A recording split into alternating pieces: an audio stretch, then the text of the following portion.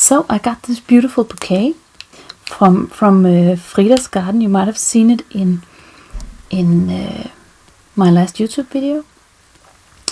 And today I'm going to do a quick sketch of this beautiful, lush and full bouquet.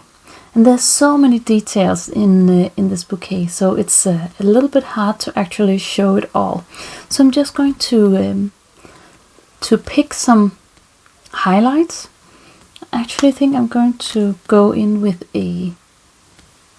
No, I think I'm going to keep it super sketchy and actually go in with a fineliner first.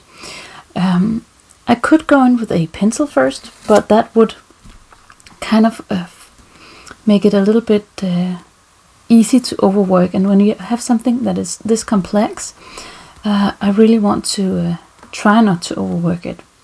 So I'm just going to start out with just a sunflower here. I'm going to keep it with as quick as possible, giving the flowers quite a lot of twists and turns because they are starting to wilt a little bit.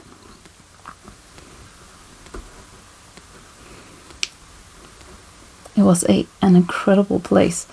I have to tell you, this was it was really such an experience to see how her place looked, and just how everything was so well thought out. She cared so much about permaculture, growing stuff in layers, sort of.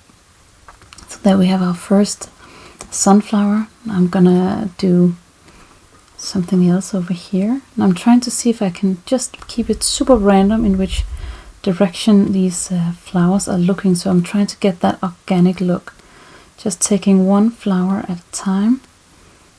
Not even sure what this one is called. These are almost like sunflowers that they are yellow as well. So cute. And I actually never heard that much about permaculture, so it was really exciting to hear about it and how you can really just plan your garden so it can work in several layers. So you have the flowers at the bottom and then the trees above them, and you can have stuff in the middle as well, so that is kind of cool. So here we have another flower.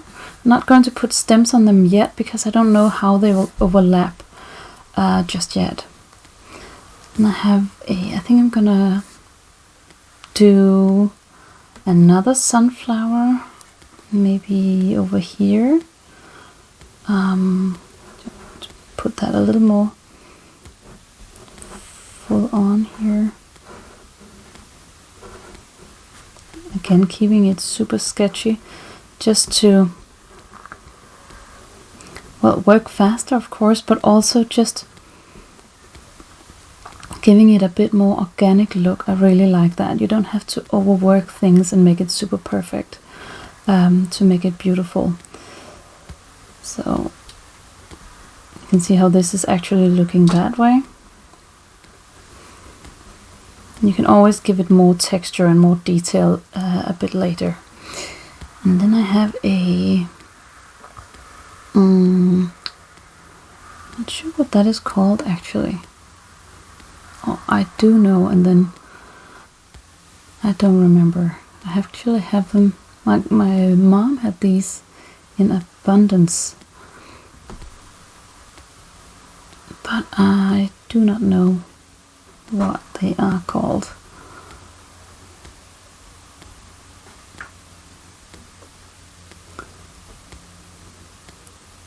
They are beautiful and also yellow. So her focus when she made this bouquet was to keep it tone in tone. So these are mostly yellows and a lot of purple as well. And now you can see how I have these 4. Make sure you have it. Yeah, yes, you have these 4 flowers, and they're all feeling a little bit lonely, so I want to make them a bit more cohesive. And I'm going to do that with some detail flowers. I'm gonna put I think I'm gonna put a wild carrot over here. They are kind of just small clusters, and then gathering in the middle with small stems. So just small clusters and a stem, and small cluster and a stem.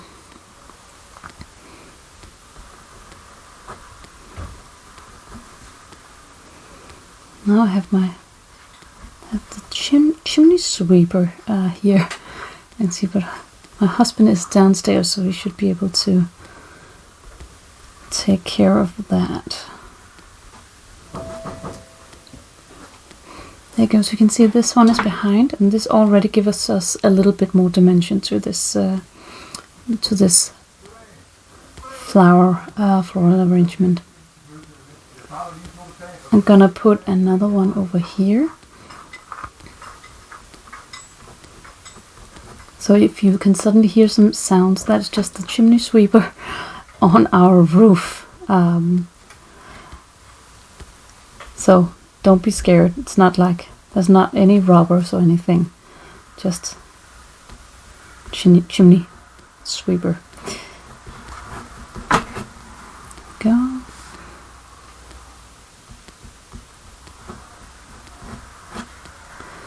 These are so wonderful for just creating that texture in our bouquets, and we can put them anywhere we want. That is all up to us. And when you have a bouquet like the big one here in front of me, you really want to not take it too literal. You don't want to just copy it completely, because if you do that, first of all, you are in for quite a lot of hours of work, but you will also really tend to overwork it, and you want to try not to do that. So try to just go with the flow and keep it super easy and flowy and fast. I have a wasp here. I hope it goes away soon. Okay, wasp is gone.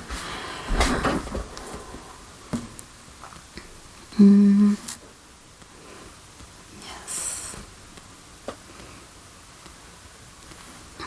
These small ones as well. They're also in clusters, kind of triangular, small flowers that are kind of gathered. Actually, these flowers, they are purple as well. They remind me of when I was a kid and made stuff for my doll houses, because these can last when they are dry. So I use them quite a lot for my doll houses, which is kind of cool. So just a tip, if you want to make bouquets for your dolls, if you have them, or your kids or grandkids have dolls, then you can use these dried out flowers, and that is beautiful. I'm gonna put some up here as well. Here, I think I'm gonna put some here behind.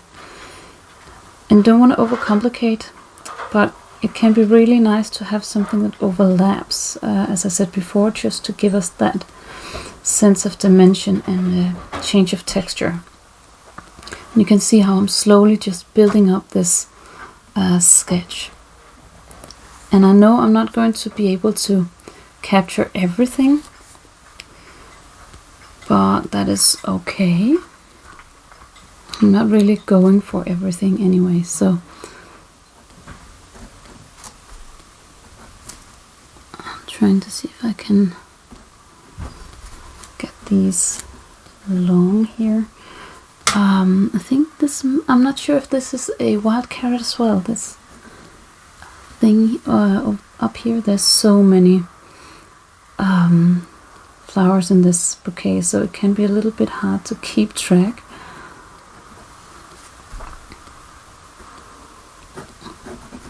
But that is also, of course, the beauty of it.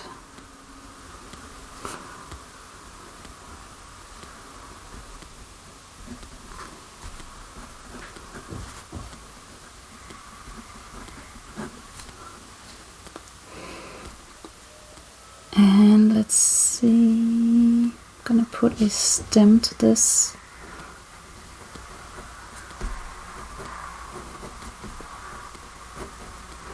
Just to give me an idea of how they can meet up. This one is that.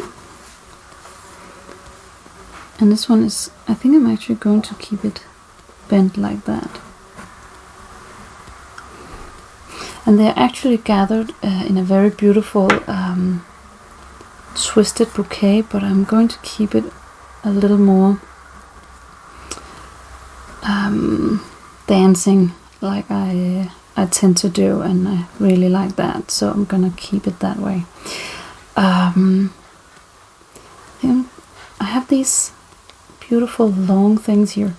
I want to incorporate that, and they actually have some really beautiful leaves as well, so I'm gonna put in a few leaves here in the foreground.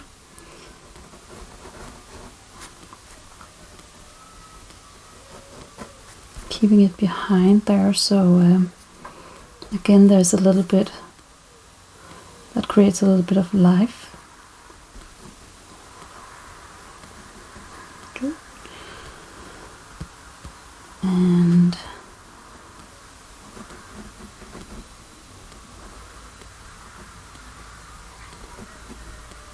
that stem there, and then I can just kind of continue this stem into a cascade of some sorts.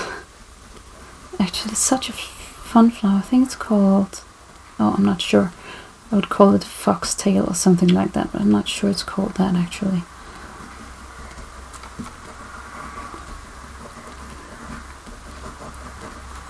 It's just a really funny flower that you can very easily fall into and overwork if you are really working all the details.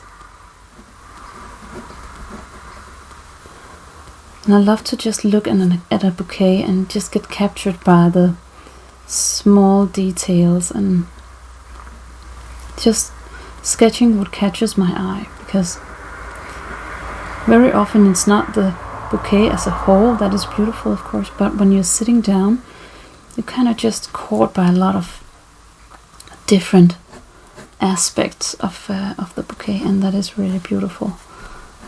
So you really just want to go with that kind of intuition when you're sketching, and not as much copying what you see.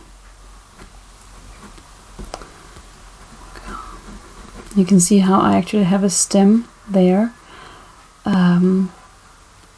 I think that's okay. I can kind of just incorporate that in the leaf, and then that'll work as well. And let's see.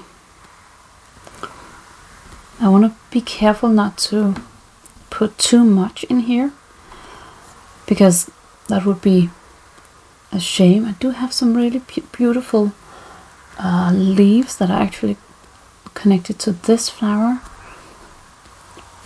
I think I'm gonna put a few of those, actually kind of smaller,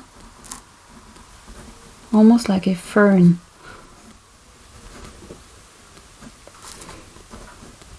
And I think that gives a nice texture too. I'm gonna put a few few of those. So here.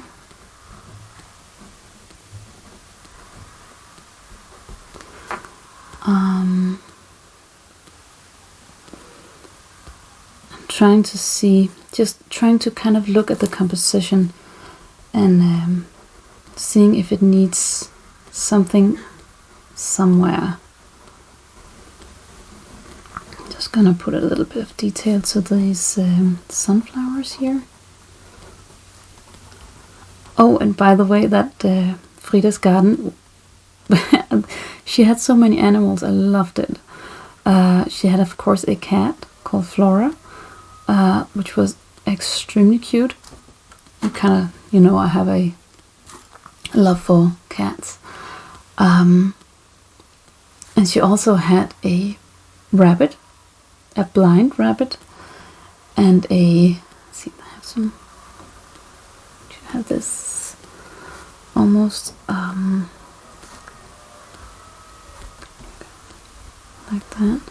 This is kind of, has a lot of withered flowers on it, purple, but it's still really beautiful, has a beautiful texture, so I'm gonna put that in here as well.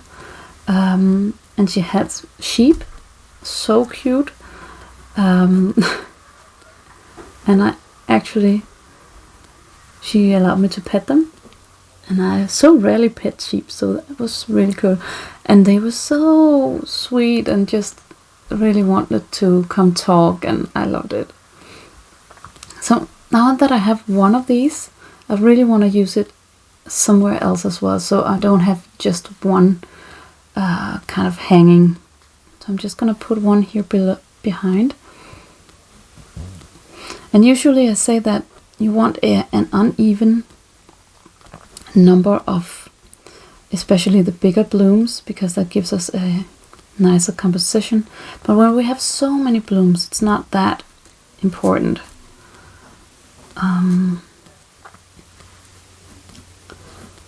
Because you kind of just get, you don't know really how to look at where you want to look at, because there's so much information here. So I'm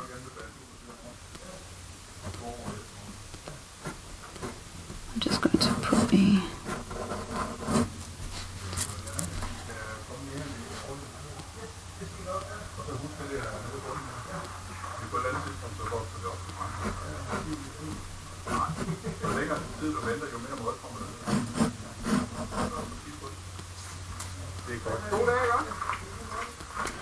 so I'm just putting in the stems right now, and I think I'm just gonna put a few more leaves here, just again to even out the composition just a little bit.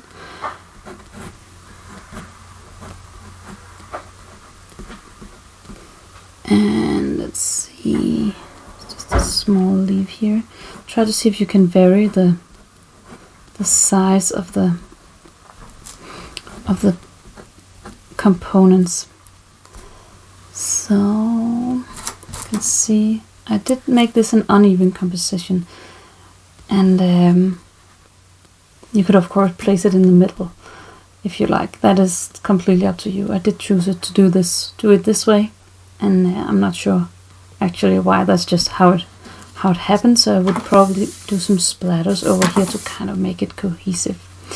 But let's see, I'm just going to add a bit of detail with a darker fineliner just to give it a little bit more depth.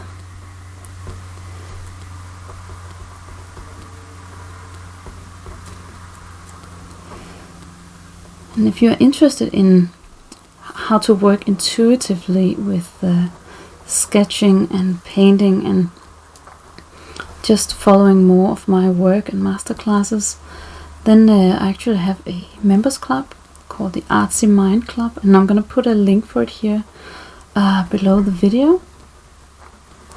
And in there you can find, as soon as you sign up, there's a masterclass about colors, how to look at the colors in nature and translating it into line and wash. And there's a 5-day challenge I did in the spring, and where you have 5 draw-alongs videos, and there's so much to dive into already. And each month there's a new masterclass or draw-along, all dedicated to looking at the world and translating it into art. And I absolutely love that. And I'm going to, in these videos, I'm going to very much challenge you to not just follow tutorials, but actually looking at the world and telling your story, because you are surrounded by flowers, and you're surrounded by beauty and just elements, small elements that will tell a story. It can be anything really. It don't have to be just flowers. It can be rocks or fruit or people, buildings. Can be a lot of things.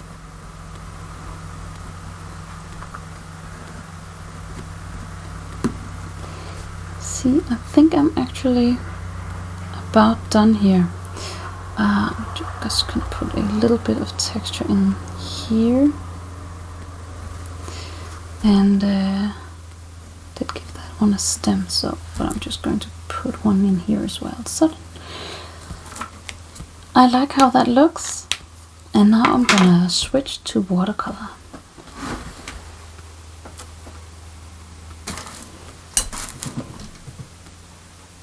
So I'm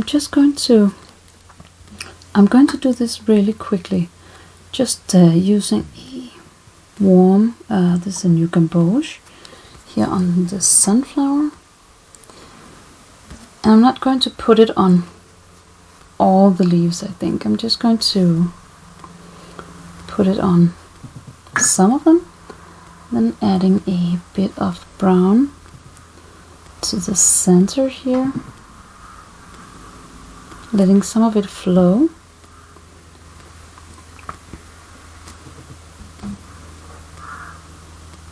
It's really wet right now, so I'm not going to put that much in there. I'm just gonna keep working on this one over here. And when you do this, don't think too much about which colors you're using, but more about how to use them in different places of your painting.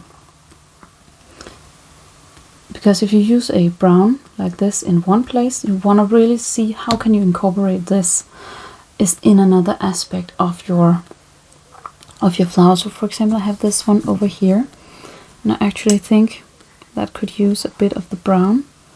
So I'm gonna put a bit of the brown down there.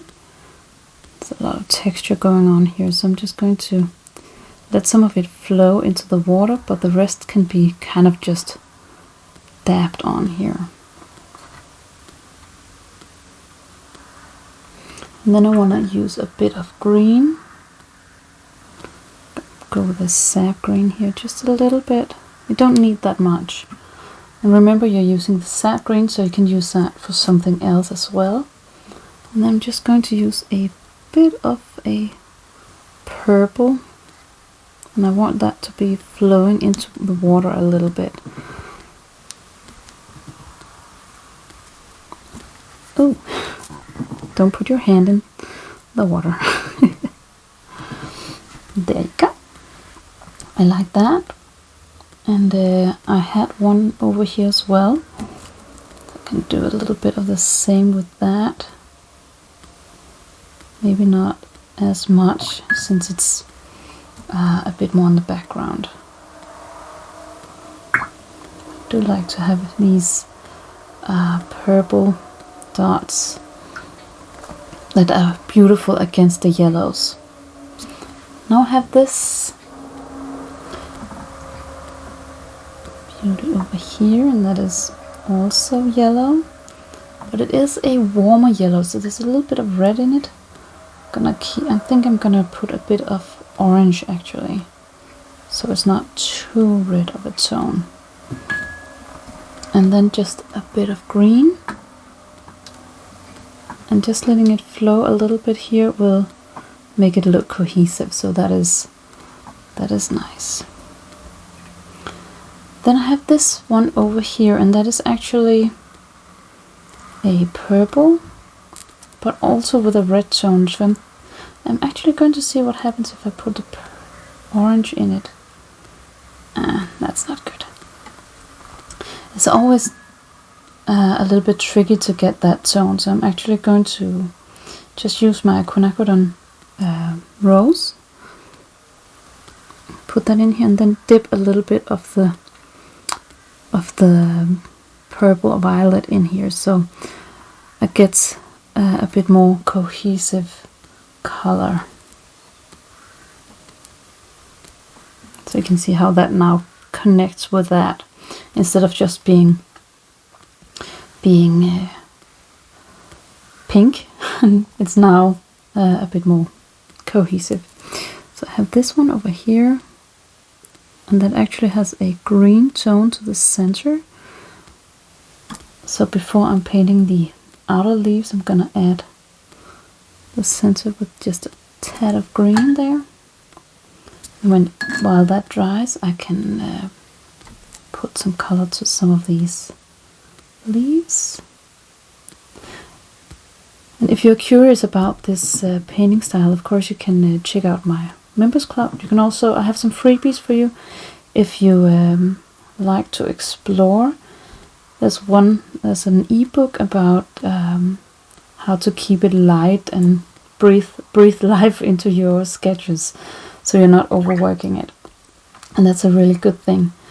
So you can check that out. And I also have a video that you can check out. It's all about how to start, if you're going to start with watercolor first or fineliner first, and why it changes depending on which flower or which subject you are sitting in front of. So that is a really good video to check out as well.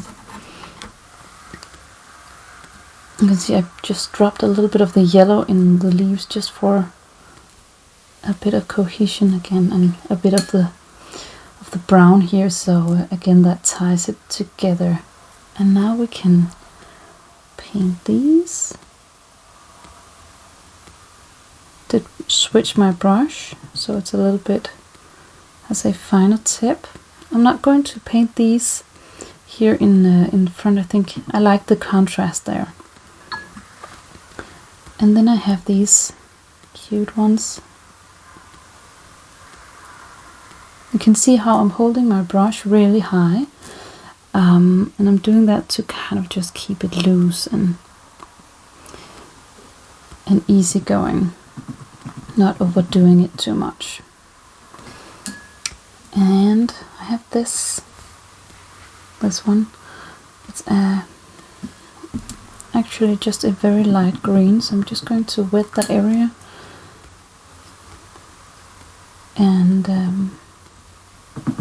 drop in a little bit of the green here, and it can spread on its own. I think it has a little bit of yellow to it as well. Maybe just a bit of clean water. I think it has some brown in it as well. Just gonna put a bit of brown to it. There you go.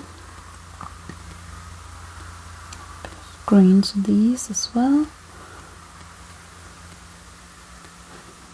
You can see how quickly there's some color in this composition, and it goes really fast. Just gonna put a bit of green to just a few of the stems here.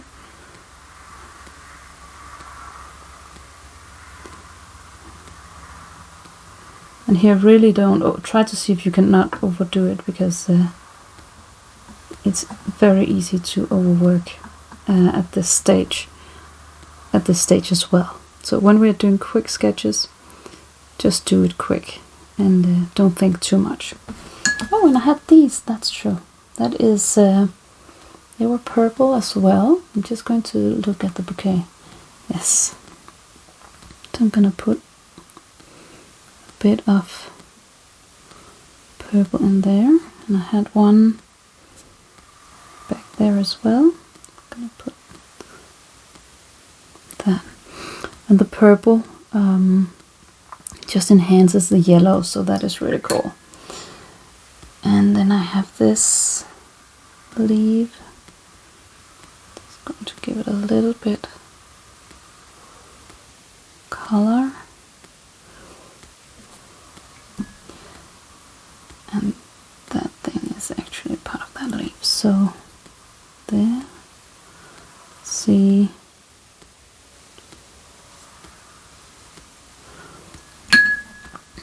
So now we are closing in on the final bouquet here. Remember, this is a quick sketch. I'm just going to do a few splatters.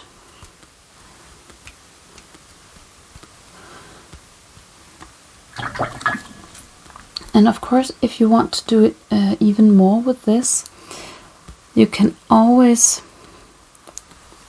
put a few of these purple ones as well. Good. Clean water. If I was to work even further with this, I would go in with a fineliner and add more details with some fine details, small dots and stuff like that, and strengthening some of the lines so they would pop even more.